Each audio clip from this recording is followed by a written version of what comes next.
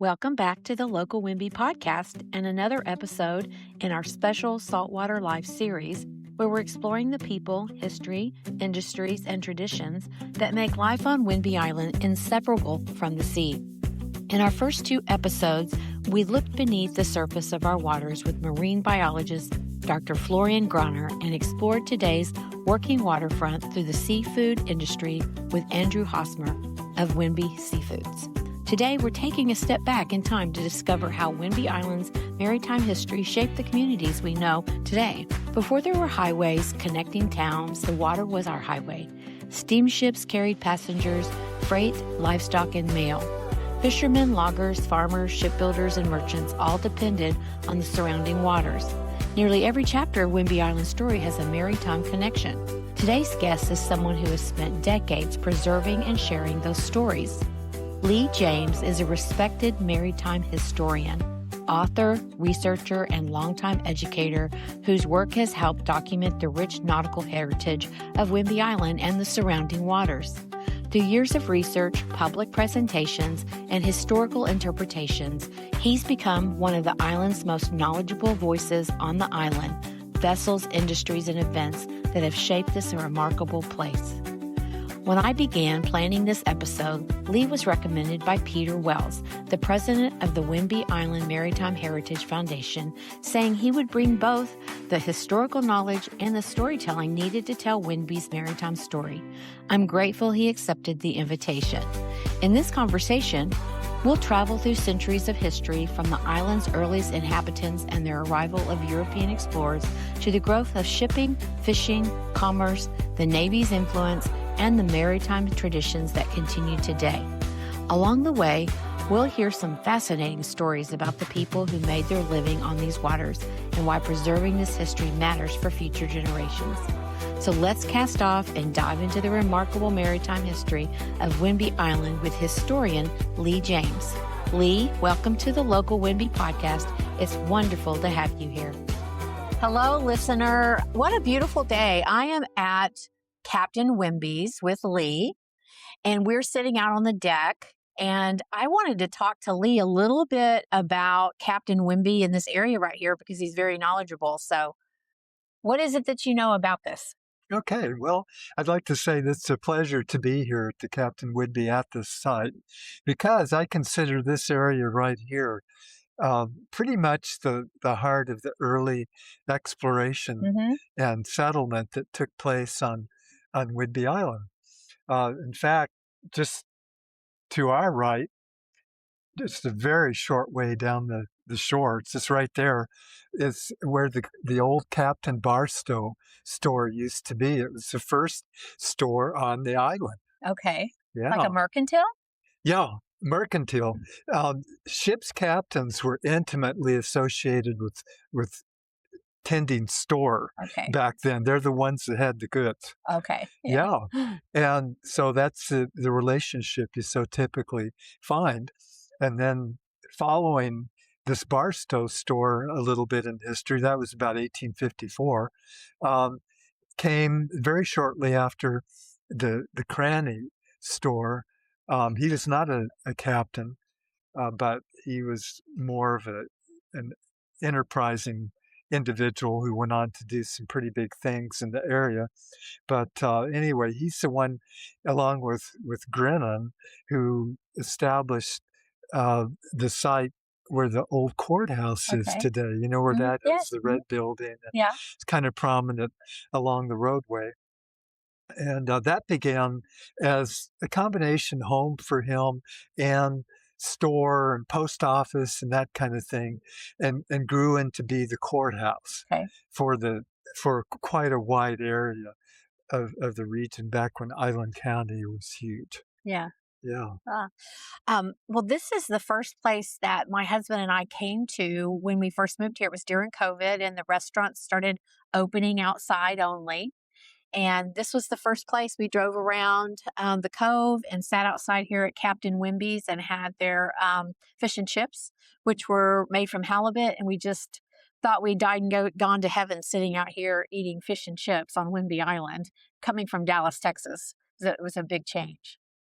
Yeah. And so you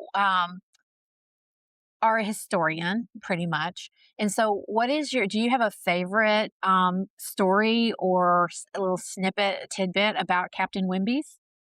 Oh, about Captain Whidbey, yeah. I used to work here, by the way. Oh, you I did? did the maintenance for a couple years. Okay. Anyway, um, yeah, so I feel, kind of connected to it, and I've often wondered about the structure itself. Was it made from madrona logs? Yeah. And Yeah. and I asked the person I was essentially replacing here that question, and he kind of looked at me and said, "Well, maybe not all of them." Yeah. Yeah. Yeah. Yeah. Probably a Madrona, combination. as you can see, is really kind of twisty, gnarly. Okay, the Captain Whidbey got its name really from the Stone family, Hmm. who had been the longest term owners of the place. There's been several, and it's kind of a chuckle for us maritime historians because he was actually lieutenant. Okay. He was under Charles Wilkes, who was also lieutenant. Interestingly enough, Wilkes got kind of hurried up, made ahead of the Wilkes expedition, which sailed around the world and did careful charting of Yeah. Penn Cove. And so, anyway, it's another case where people get uh, bumped up in rank, kind of inadvertently or on the side, when really they're lower down. So anyway, it was the Stones who called it the Captain Whidbey, and before that it was the Whid Isle Inn. Without. Whid Isle, Okay. that's right. And then before that, it was Sill's Park. It was actually Judge Lester Okay. Still. I'm sorry, it's Still. um, who who founded the place. And it was kind of a retreat for people, mostly from off island. They came by passenger vessel, steamboat, Right. and so on like that, and gathered around here. Around. Just had a A good good time time. during the summer, Okay. mostly. Okay. Yeah, I've seen a lot of the pictures of it and did some research when I first moved here to see the history of it. So one of the things I wanted to ask you is what sparked your interest in maritime history? hmm Okay. Well, I'm pretty much of the water, You're of and the water. yeah, and So I would say you've lived a saltwater life. uh, yes, for a number of years, and I didn't grow up here. I grew up in Huntsville, Alabama, Okay, but so we were you're close to the southerner too. Tennessee River and Yeah. somewhat close to the Mississippi River, and I explored both of those rivers Hmm. on a raft that I made. Mm, Yeah. Anyway, um, I won't go into too much detail about that part of my past because it's not around here. right. The thing to maybe appreciate about my experience here is I first was here for a year after living in Huntsville, and then went into the Army for a couple of years in Hawaii. And while I was in the Army there, I got this strange idea that I wanted to come back here and live on the water. Okay. So I did. I Like came in a back boat? as what's that? Like on a boat? Yes. Okay. Yeah. Yes. Yeah. Literally on the water. Yeah, Yeah. That's right. literally. Yeah. Okay. That's interesting. So I bought a liveaboard boat for while I was a student up in Bellingham. I loved everything about it. I loved the underwater. I liked the on the surface. I liked the views out in the distance, Hmm. the feel of the weather and the water. Anyway, all those things. And so after being a student in Bellingham, I got a job in Olympia, and then I took my boat down there and lived aboard it, Of and course. eventually became manager of the little marina Okay. where I was, which was right downtown practically of Olympia. And a real instrumental thing that happened there was not only was I enjoying being on the water and the wooden boats and everything, which I was a part of, but also a neighboring marina called Fiddlehead was owned by Gordon Newell, who is one of the most prominent maritime writers on Puget Sound. Wow. Yeah, he's no longer with us, unfortunately, but he's left a lot of books for us Yeah. to enjoy. Came up here to live in Everett aboard another boat, a bigger one, this time with family. I married, Okay. and Yeah. we actually had a child um, So you before we found a bought wife the. that would live on a boat? Yeah, yeah, for a while. Yes. So number one child, okay, Mhm. we got along okay with that. Number two child came along, and it was time to move ashore. Right. Fortunately, at that particular time, we discovered Coupeville, Mm. and we were tied up to the wharf and Mhm. all of that, and just really taken by it and the people and so on. So we fairly quickly bought an old historic house that we could fix up, and that's all fixed up today, and Yeah. that's where we live. Okay. We have another historic house that we own next door to it. Ooh. So two of them. That it keeps me pretty busy today with land side Yeah. things. So my fantasy pleasure is just to go off and la land in history. Right. And that's one of the reasons I think maybe I'm so involved with history is because I only own kayaks at the present time, and then friends own boats Yeah. that I can uh, also use. But anyway, so we landed in Coupeville, got established.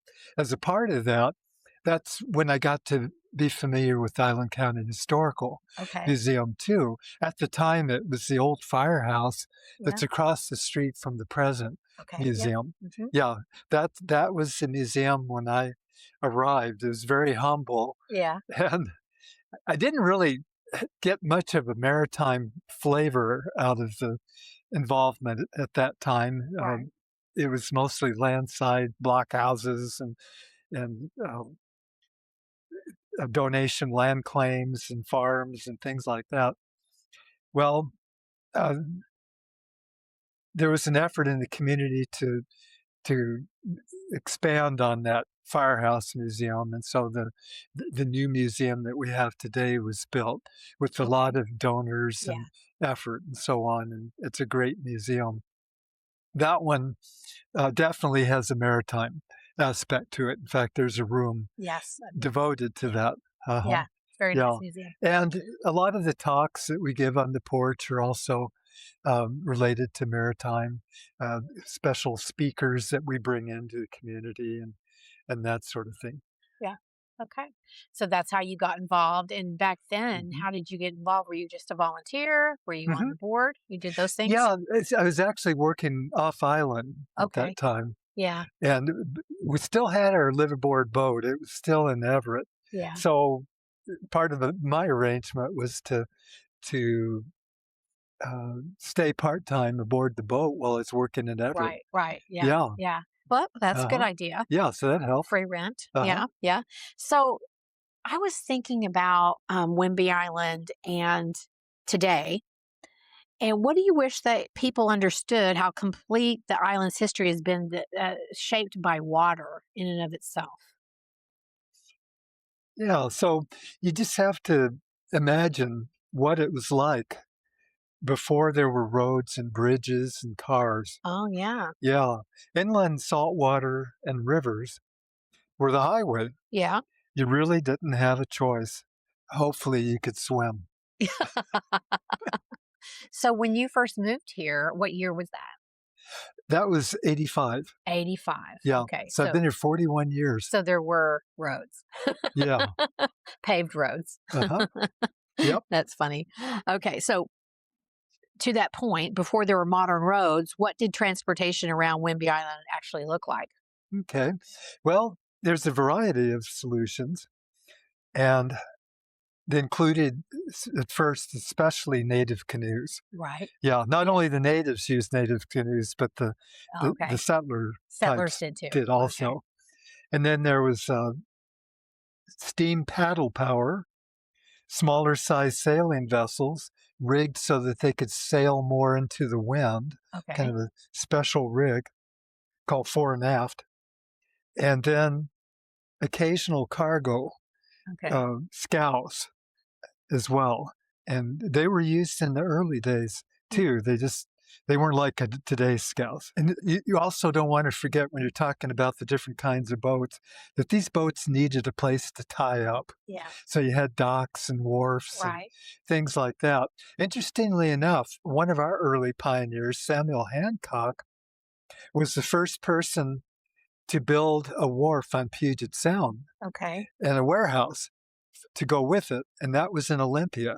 Okay. Yeah, so this is really early on, Yeah. like 1850, basically, Right. somewhere around there. Uh-huh. So when industry started coming here because of the boats, and I understand that there was logging here, but what other kind of industries were here? Mhm. Yeah, on the waterfront, certainly fishing. We had one captain here who worked with Chief Seattle. Oh. Yeah, in that area, the Seattle area, uh, to I guess you call it pickle salmon and put it in barrels and ship Hmm. it to San Francisco. Hmm. So he was intimately associated with Chief Seattle. It's Mm. unbelievable. Yeah. And he was the same captain, by the way, who delivered the first settlers for Seattle at Alki. Hmm. Yeah, he was at the helm. So how many wharfs or places that boats could come in were on Whidbey Island as a whole? Because we had Oak Harbor and you have Coupeville. Was there anything down south? Yes, Langley certainly, Hmm. and there's some main places like Langley, Hmm. Coupeville, Oak Harbor, and Freeland Hmm. that were major Major harbors. places Yeah. to dock and and anchor. But there were whistle stop places too, Yeah. and up here there was Santa Fuca, Hmm. there's Greenbank, Yeah. and there's a little community. Probably most people don't know about it. Glendale. Oh. Glendale was actually a whistle stop for the Yeah. Yeah. Yeah. steamboats, Yeah. just to the That's down south there of by Clinton. Clinton. Yeah. That's right. Yeah. Uh-huh. Yeah. So, and what I'd like to mention about all of these places we just talked about is they're on the east side of the island. Yeah. So that's kind of interesting. Here the early people came barreling down the Straits of Juan de Fuca, and they run right to Whidbey Island. Right. But unless they're in a canoe, Yeah. that doesn't do them a lot of good. Yeah. They have to go down to the south end usually Yeah. and sail up, Up. maybe Yeah. against the wind or whatever, to get here. But Yeah. it was the protected side of the island. Yeah. So it was protected from winds, and also the currents aren't as ferocious Right. in here either. So that's So why. did the Navy not happen till after the bridge was built, or was there naval activity before then? Yeah, only in the early exploration. The Charles Wilkes expedition I mentioned earlier was essentially a peaceful naval Right. exploration. They had converted men of war, Right. a couple of those that they had as part of their fleet of as many as 6 ships. Okay.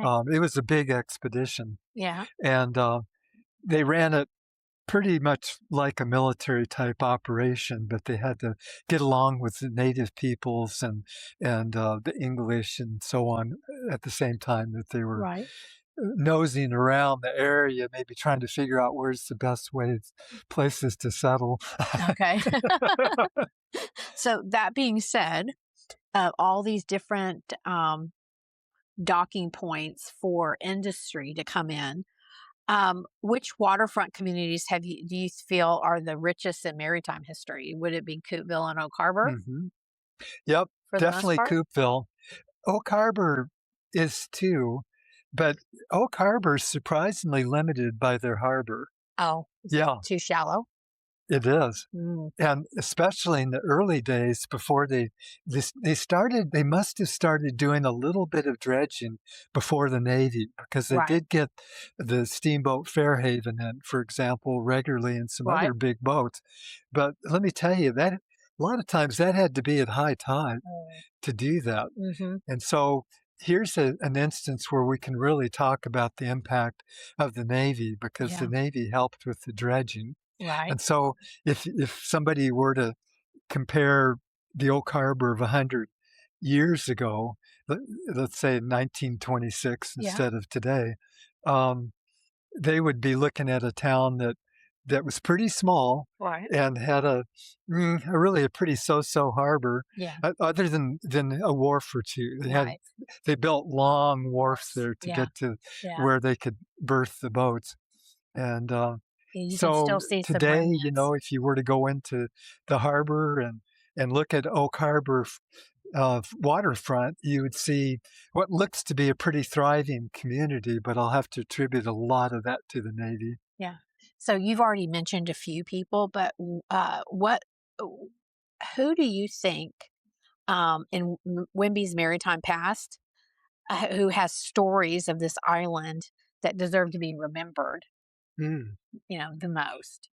Maybe not the most, but just deserve to be remembered. Yeah. You've mentioned a couple of people, but yeah, there are a number of authors of maritime books around, and I consider by and large most of those authors what I would call topical authors. And there's Dorothy Neal, there's Jimmy Jean Cook's Bible, as we refer to it. It's Right. just chock full of amazing information. I'm glad you said that because people can go check that out.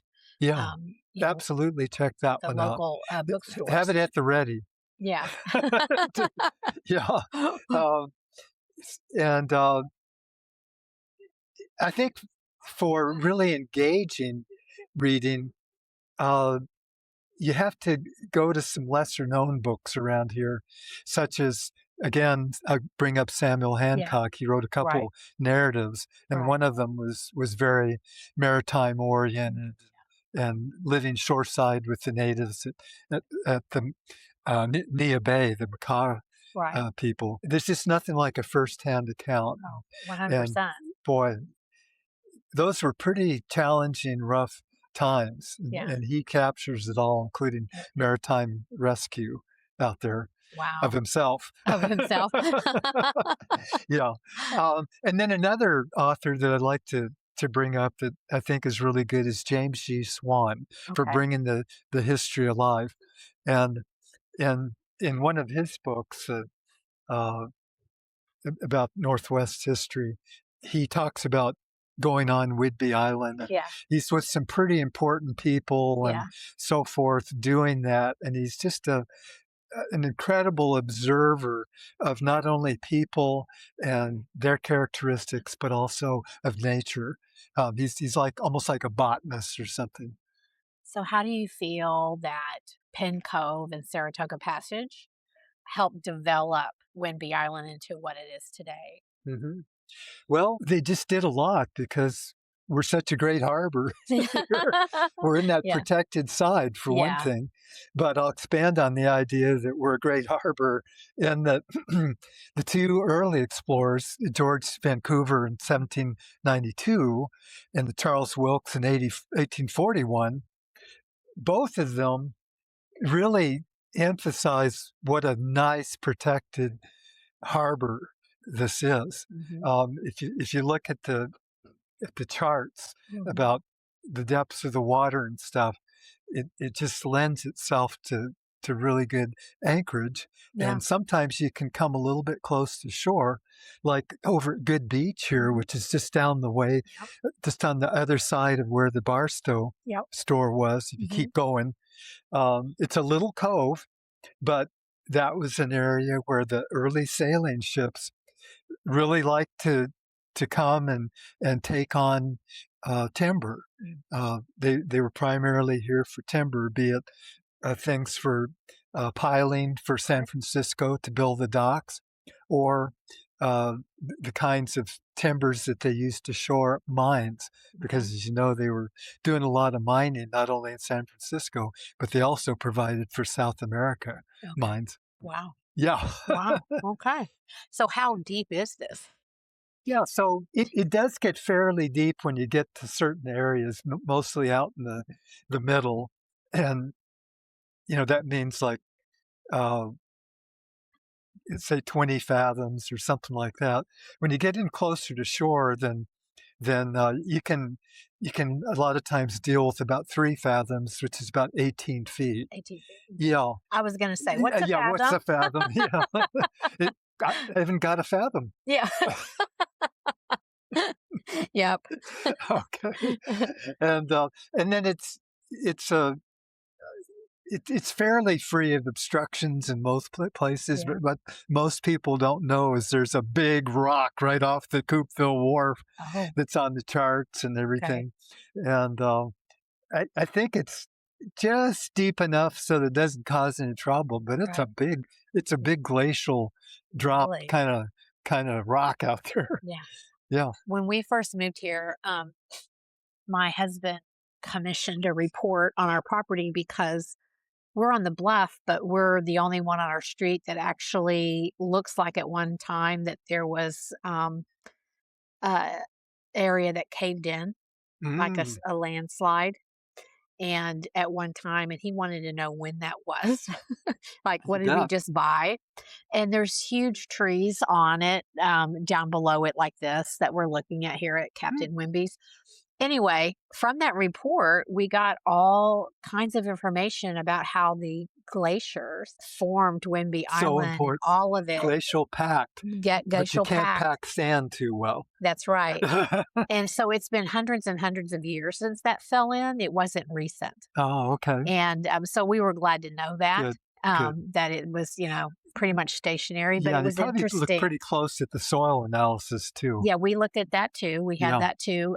Our particular plot is very sandy, but it was really cool to read all of the information about the glaciers that were through here and when they receded and went away and all that type of thing. Mm. It's a lot. I don't know if a lot of people really know that all of this was formed by glaciers receding. Yeah, it's kind of a basic around here, and Oh, is especially it? for the Okay. reason you Maybe I'm saying that named. because I'm not from here and didn't know.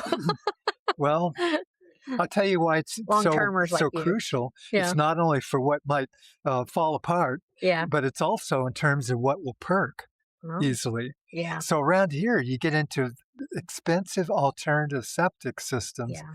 that are a lot of times caused by the glacial packed Yeah. clay and so forth. We have one of those ginormous hump septics, and my husband calls it the Indian burial ground. And What again? Indian burial ground. He Oh. doesn't call it the septic hunt. Oh, because they look like mounds? It's a big mound, yeah, because Yeah. it's the septic, but he calls it that. And I said, don't call it that because then the county will come and make us see if it really is. Yeah. But he's from Oklahoma and he's the 16th Cherokee Indian. Oh, And okay. he looks more Greek than Indian, but so he calls it that just because he's silly, but he just likes to call it that instead of the Fun. septic hump. Yeah. Indians left their mark there. Yeah. Yeah. Yeah, Okay. and we're proud of it. That's right. Imagine if Oak Harbor had a place where music, theater, and creativity could thrive all year round. The Oak Harbor Creative Arts Foundation is exploring something big, a performing arts center and makers space to expand arts access, support local artists and youth, and strengthen our community. Right now, they're in the feasibility phase, building awareness and community support before any fundraising begins. One of the easiest ways to help is to add your name to their petition of support. No money asked, just show you believe in. Imagine Oak Harbor for all of Whidbey Island. Visit the website today and add your name. Creative communities don't just happen, they're imagined first. Go to ohcaf.org to show you also. Imagine Oak Harbor. So one of the things I wanted to ask you is, do you feel the Navy being here has changed Whidbey a lot? Besides people being here, more people living here. Well, definitely. Yeah. Yeah. I mean, there's not only the naval troops here, but it's also that the community has to support, Right. the presence of that many people Right. and with dependents. And so it is. It's huge. And it's, contributes to the character of Oak Harbor, let's say, versus Central Whidbey, which, just by the way, also has a different character than the Yes. south end of the island. Yes, totally. We're 36-mile long Yeah. island, and there's just, there's a Mason-Dixon line here. Yes, there is. And that I want to talk about that because that, to my husband and I, we We don't understand it because we moved here from large cities. This is the smallest place I've ever lived, and it doesn't bother me to drive to Langley to go eat or to go to something. And I have people that come to my events from the South End, and it's always people who are new here. And they don't understand it either. But I guess if you've lived here a long time, you feel that's far away. But to us, it isn't. Absolutely. It Yeah. isn't that far. Some people drive by that thing and see a telephone booth, and other people see a line. Yeah. Oh, it's silliness. It's just silliness. I But don't there's even get something me. to it, too. There is a definite personality to the different areas. You just can't be hung up on your stereotypes. No, you can't. And not only that, but really we need to look at it as one island. This is one island. Just like a city has different neighborhoods. I know when I went to Exactly. France in 2023, there's arrondissements or districts. And so that's how you refer, like what arrondissement or district do you live in? 19, 9, 2. It's the same here. Mhm. But it doesn't Very mean much. it's not Paris. That's right. You Yep. know, just like it doesn't, it's nonsense really that Yeah. there's so much to that. But I think that the more it grows here and people get involved that are new like me, you know, I'm hoping that that'll go away somewhat, you know. Yes. That's right. This is delightful. It is delightful. All right. So do you have a favorite maritime story that always captures people's imaginations? Yeah. Well, 'Cause I know you are a storyteller. it's one that uh, captures my imagination. But to tell you the truth, other than writing it up one time to be published, I haven't really told it to people as a story. Okay. But I want to stress that it's it's a fairly important part of our history, and it's so far very hidden. And Okay. I'll bring it out. Okay. Have you heard of the Yakima Indian War that we had in the region? The Yakima? Yakima Indian War. I have not. Okay. Yeah.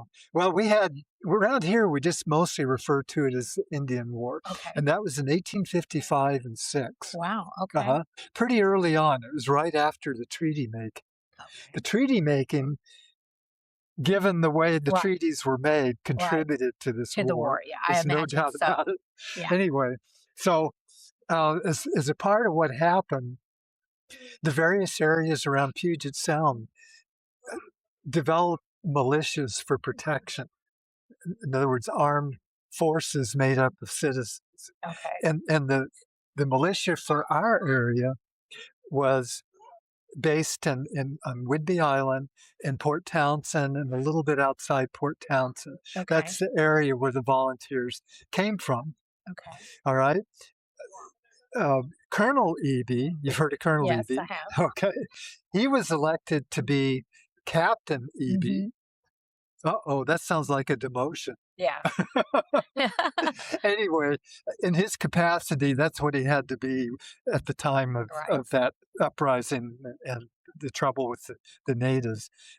He couldn't go any higher than being a captain. Right. So he got kind of demoted, but not really. So he got demoted. So that group of people from two different land masses that I described got assigned to go up the Snohomish River Okay. over today's Snohomish County Mhm. to do their duty, which was to monitor the river to see if natives were coming down the river who might cause a problem. In other words, they were possibly fighters. So they were from here Mhm. and they had to get there. Mhm. Well, how did they do it? Right. Well, of course, the Marine Highway. All right. For them, that meant 3 different vessels that they were involved with, 2 of which were involved with the river, and one was pretty much outside the river but helped support it. Right. The one that supported him was the Potter, and the 2 that went up the river and took them along Right. was, first of all, a propeller steam-driven Right. boat, a really early one from the East Coast. I think Right. it was from Philadelphia. And that was called the Traveler. And the Traveler had the record, the honor of holding the record for having first navigated the most rivers around Puget Sound. Okay. It was a fairly small steam-driven power boat that was pressed into service, and it did a pretty good job of getting up the rivers, which is tricky because there were a lot more snags back then. And of course, you have tidal and everything considerations too. Anyway, the Trask was bigger. It was all sail, and it was used more for like cargo type considerations. Well, the troops got up there, and Captain Eby, who was in charge, was himself mostly around the sound arranging things. Oh, okay. He's good at that. He's kind of a politician in some ways, in addition to being sheriff and everything else. A merchant and a farmer and the boss of everything. Attorney. There were a lot of hats. Anyway, meanwhile, his younger brother was stuck at the fort. They called it Fort Eby. On the Snohomish River. Right. And he was stuck at the fort minding it, and he was quartermaster, actually. And so there they were, and as often happened with the early settlers, the roof work on their dwellings often lagged. Yeah. In other words, they got a little wet sometimes, but they did have shelter that they constructed, and they were there for an extended period. Anyway, it was a kind of an important event. It not only involved settlers, but it also involved not only natives going down the river as usual, like they were accustomed to, but also a rather significant Indian chief by the name of Pat Canham. Pat? Pat Canham. Was that really his name, or was that his American name that someone gave him?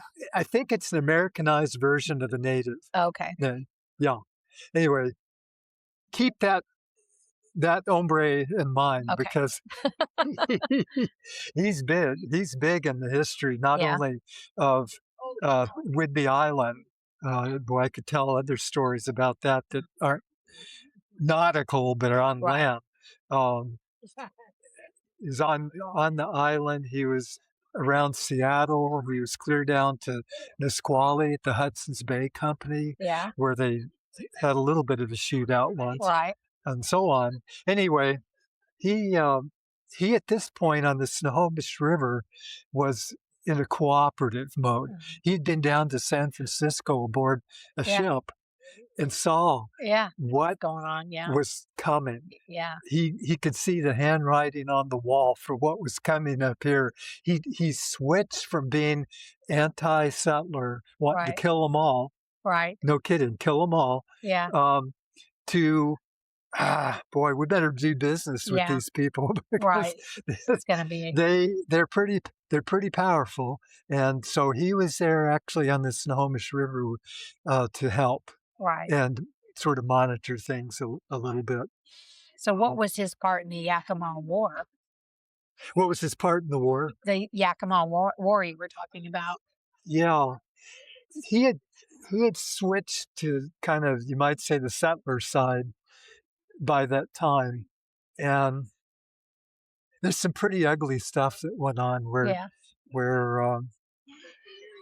there were kind of like bounties for some of the natives and things like that. He even participated in some of that. And I think his relatives were involved as well, his brothers. It was awful. Oh, man. And what years were those? The Yakima War was what year? 1855 and 1855. There was one other thing I wanted to say about that. This steam-powered vessel, the Traveler, boy, there's a sad story connected with it.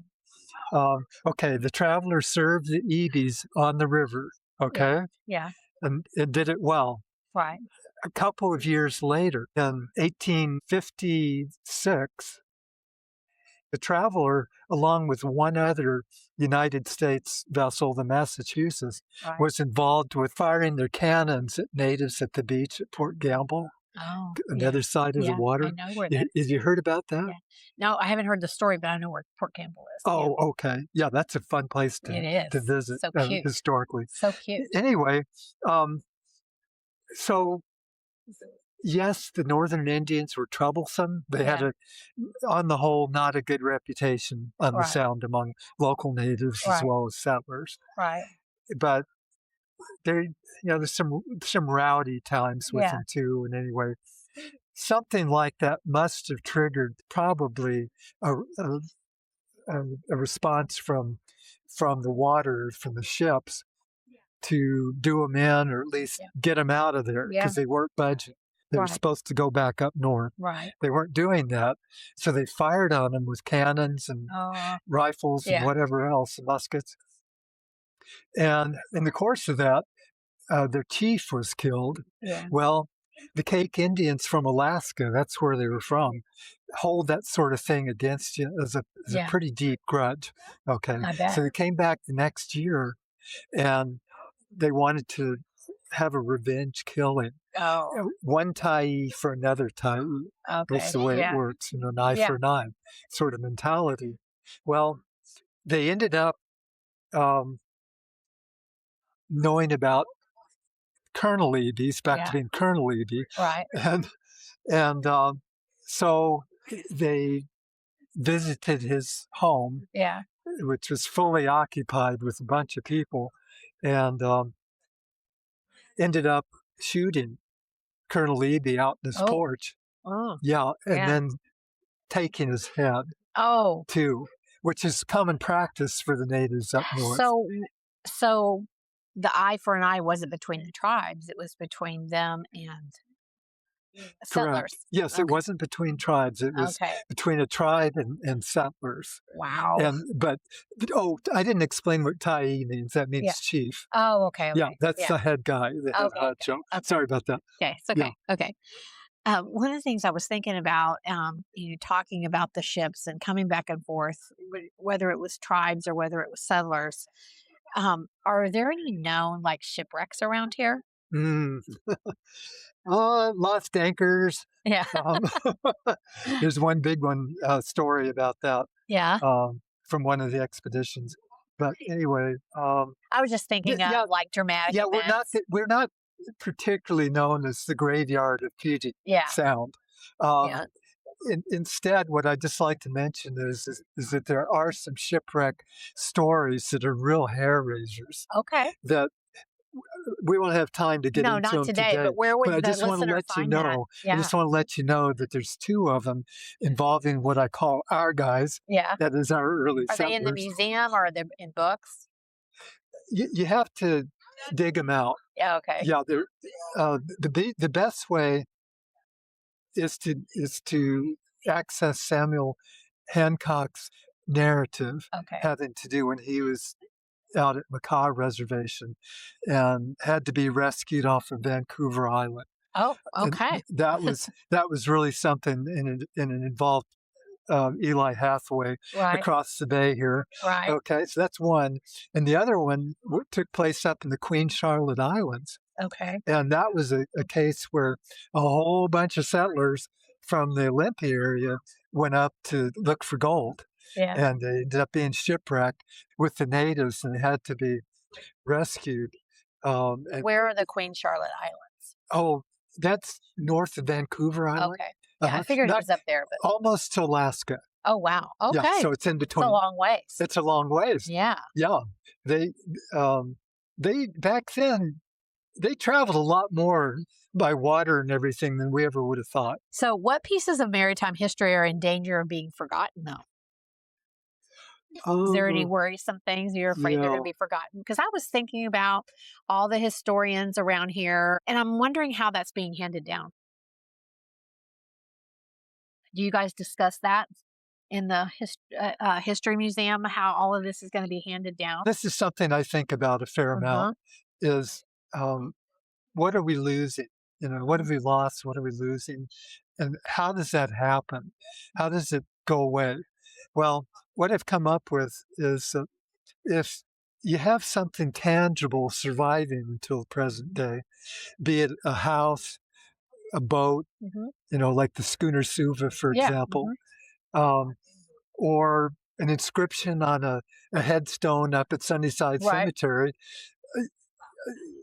If you're just relying on people reading things, uh, a lot of times it just No, it's it not the doesn't do same. the trick. No. Have live interviews Yeah.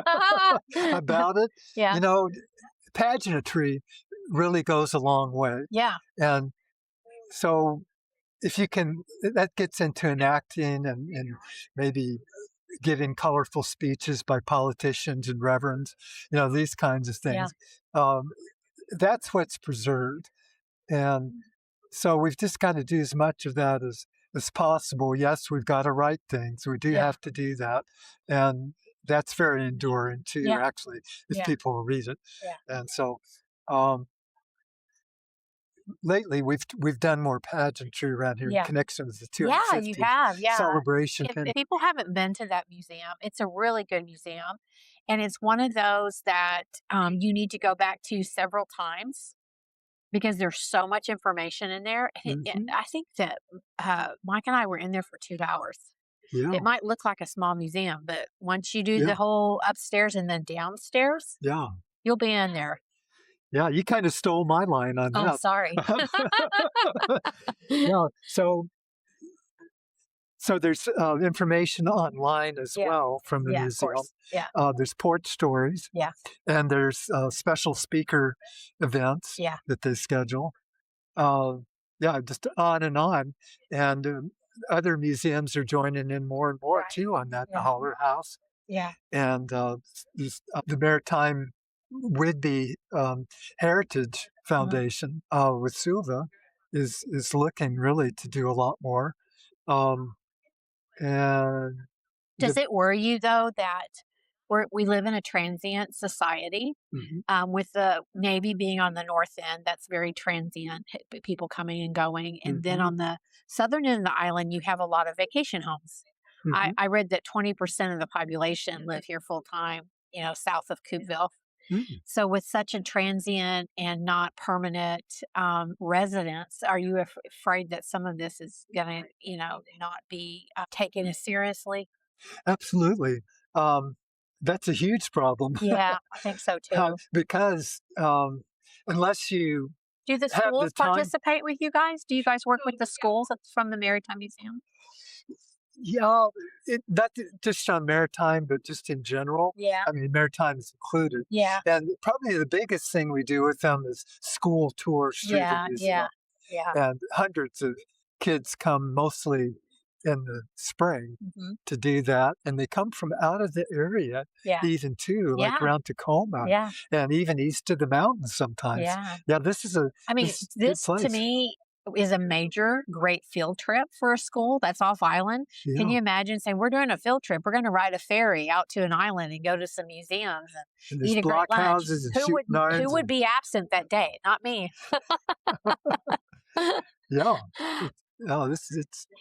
It's so good stuff. If you were at the museum and you were being a tour guide to a school class and one of them raised their hand and they said, Mr. James, why is all of this history important for us, for future generations? What would you say? Yeah. Well, for some of us who have active imaginations, it's valuable for entertainment. It doesn't take much. We literally have active. Yeah. I mean, I lived and breathed Daniel Boone. Yeah. Life on the Mississippi and all that stuff as a kid. Yeah. So just for sheer enjoyment is part of it.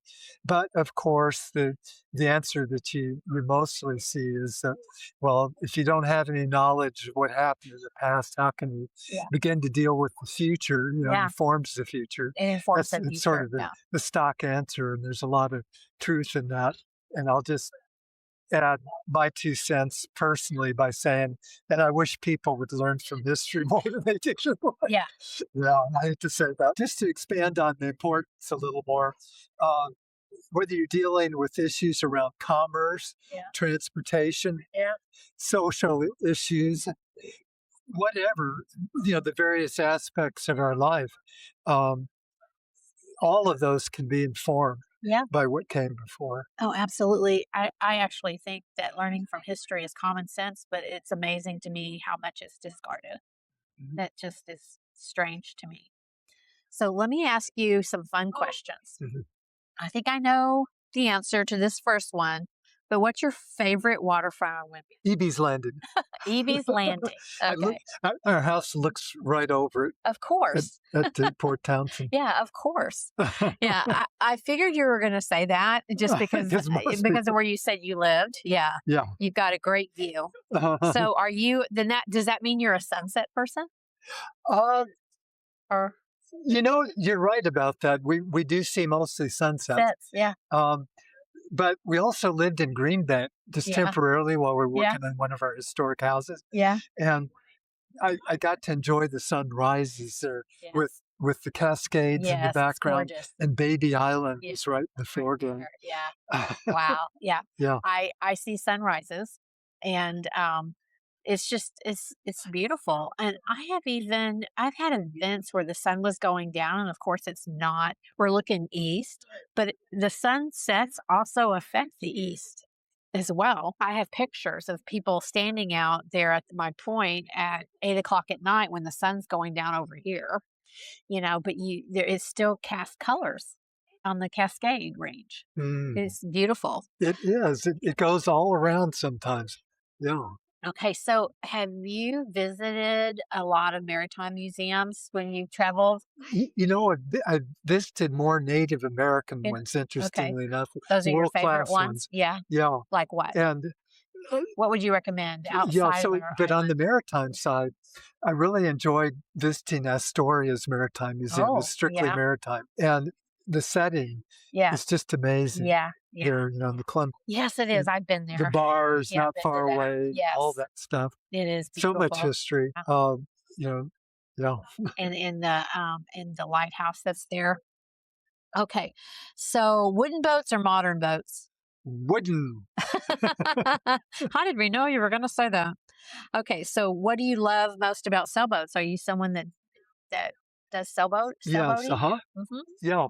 What I like about sailboats in particular is you're feeling so close to the elements. Yeah. The weather, the tides, tidal currents. Are you using the elements more? Exactly right. That's what I was going to lead up to, was that you're learning to go with nature rather than against it. Now, you can't sail exactly right into the wind, but you just go as close as you can and tack. So you're still using nature the whole way. So what's your favorite season on the island? Season? Spring. Spring? Okay. All right. So what's the best place to watch boats go by? Port Townsend. Yeah. That's true. So one maritime book everyone should read, if you could only pick one. Yeah. I think James G. Swan's, if you want to just really be engrossed in it, that's fairly Almost local. Out of the World. Almost Out of the World is what it's called. By James G. Swan. And includes his visit to Whidbey Island. And he's traveling around in the book on the water quite a bit. Okay. Yeah. Well, thanks for showing that to me. Listener, he has it with him for me to see. So I will make sure you guys see it on my social medias so you can see what boat we're talking about. All right. So if you could spend one day aboard any historical vessel, which would it be? Oh, boy. I've got two to tell you about real quickly. Okay, you can say two. I'll let you. Okay. Colonel Eby's Orbit. Okay. Which was he operated between Olympia and San Francisco. Yeah. Not for a long time. He was mostly here. Yeah. But for a short period of time, he owned a ship and did commerce with it. So that would be a good one. Yeah. And then Robert Fay's involvement with landing the early settlers at Alki in today's Seattle. Yeah. And very interesting. Yeah, to be aboard that boat with him at the helm and those particular passengers, a couple of which, by the way, didn't get off there and they came here instead. Right. Yeah. Well, I really enjoyed chatting with you today. Listener, we sat here and ate Captain Whidbey French fries. So if you haven't ever had any, they also serve them with aioli sauce. They're my favorite. They're very, very crispy. And so that's what we were doing. So if you hear me eating, I apologize, but I think I edited most of that out. But I hope you enjoyed yourself today. Very much. And thank you for enlivening people's lives so much around here with these stories. The venues you cover, the breadth of them. Yeah. It's kind of amazing. Well, thank you. I appreciate you saying that. Yeah. I mean, you're mostly a foodie or something, but I'm not mostly that. Mostly? Okay, but that's part of it. Yeah. Well, that's how I got started. The With Magsy Supper Club was because I was having such a hard time meeting people. When you get to a certain age and you move somewhere, people, my friends, my age already have friends. What? And so it's hard. And so I do a lot of volunteer work to meet people. And I thought, you know what? I just need people to come over to my house. And Mike and I love to cook. And so that's how we started it. And I've had over 1,000 people in my home in 3 years. Not all at once, just over time.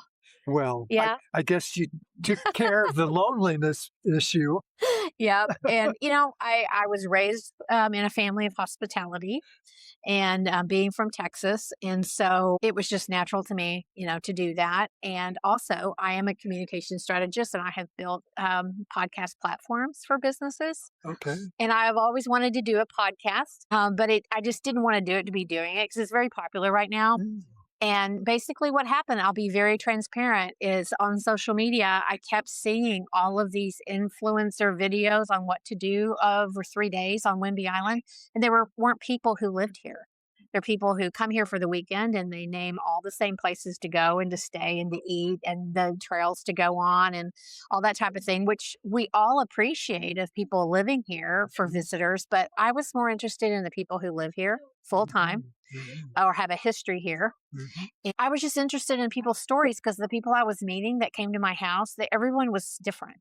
Yeah. And one of the things that I do is before dessert, I ask everyone to go around the room and introduce themselves, tell something about yourself, where you live. You don't have to give your address, this is where you live, and what brought you to Whidbey Island.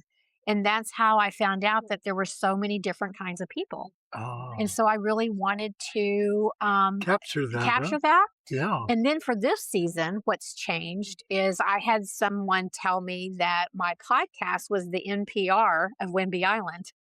Which I don't know about that. And I said that in the intro, but I don't know about that. I would consider that a compliment. Yeah, I considered it a compliment. So but it gave me an idea of framing it a little bit differently and having categories. So that's why I started with Saltwater Lives, because that's just apparent because we're an island. And then we'll go on throughout this whole season. And then the rest of the season where I have categories, people who have come here and they've decided to do things with their lives that they hadn't done before, like a reimagine what they want to do. And also I have a whole category of people who how the island has changed from them being creative. And so because of those types of things, I have found all kinds of people now. It's just amazing that you put all this together. Well, hey, one little final tidbit about me. Yeah, let's hear it. I was born on the Rio Grande River in El Paso. Oh, were you? So you are a Texan too? Yes. Yes. I was born in Dallas, Texas, and my husband's from Pauls Valley, Oklahoma. But yeah, I have been to El Paso. Yeah. All right. Thank you, Lee. I really appreciate it. Yeah, my pleasure. And I look forward to... Yeah, thank you. I look forward to seeing you at other things because I know I've come across your name. Yeah, good if you ever need ideas for people to talk to of a certain time, sure, maybe I could help out. Absolutely. Thank you so much. Yeah.